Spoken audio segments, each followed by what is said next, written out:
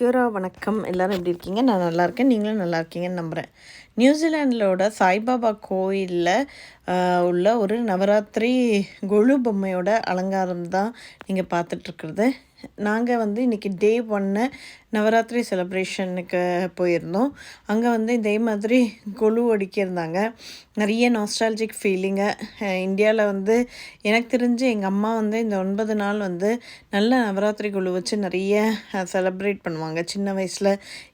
முக்கியமான காரணம் நாங்கள் படிச்சுட்ருந்தோம். சரஸ்வதி நாவில் இருக்கணுன்ற ஒரே எண்ணத்தில் அவங்க இந்த 9 நாளுமே நல்லா செலிப்ரேட் பண்ணாங்க. அந்த ஒரு ஃபீலிங்கோடையே இன்றைக்கி கோயில் போகணுன்னு நினச்சிட்டு நான் போனேன். இதே மாதிரி நீங்கள் பார்த்திங்கன்னா நிறைய கல்ச்சுரல் அடாப்டேஷன்னு நியூசிலாண்டை பொறுத்த மட்டும் இருக்குது. நீங்கள் பார்த்திங்கன்னா இதே மாதிரி ஒரு ஃபெஸ்டிவிட்டி தீபாவளி, கிறிஸ்மஸ்ஸு, இதே மாதிரி நவராத்திரி என்ற டைமில் நிறைய நீங்கள் இண்டியன்ஸ் பார்க்கலாம். இதே மாதிரி இது பார்த்திங்கன்னா கர்பா விளையாடிட்டுருக்காங்க. ஸோ இதே மாதிரி ஒரு கிவி ஸ்டைல் லைஃப்பை விட்டுட்டு ஒரு தமிழ் ட்விஸ்ட்டோட இந்த மாதிரி பண்ணுவாங்க. நாங்கள் போன இடத்துல நிறைய சேரிட்டி ஒர்க்கும் ஆளுங்க பண்ணிகிட்ருந்தாங்க. சாப்பாடெல்லாம் 5 வெள்ளிக்கெல்லாம் விற்றுட்ருந்தாங்க. அதையுமே சாப்பிட்டோம். ஸோ இது ஒரு குட் வைப்பு. ஆக்லாண்டில் இந்த மாதிரி கர்பா பார்க்குறது, ஆளுங்க எக்கச்சக்க பேர் ஃபேமிலியோடு எல்லா துக்கங்களை எல்லாத்தையும் மறந்து இந்த மாதிரி கர்பா டான்ஸ் பண்ணுறது.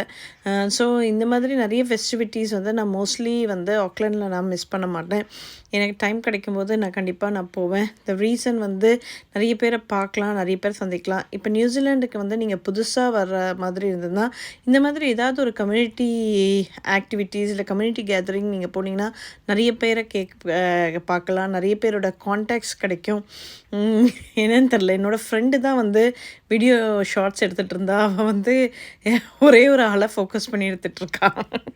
ஸோ இந்த மாதிரி ஒரு இது ஆப்பர்ச்சுனிட்டி நம்மளுக்கு நியூசிலாண்டில் அமையறதுக்கு நிறைய சான்சஸ் இருக்குது.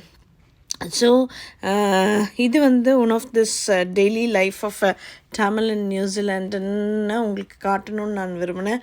அதுக்காக தான் இதை நான் உங்களுக்கு காட்டுறேன். மற்றபடி நீங்கள் புதுசாக இருந்தீங்கன்னா கண்டிப்பாக ஸ்டே சேஃப்.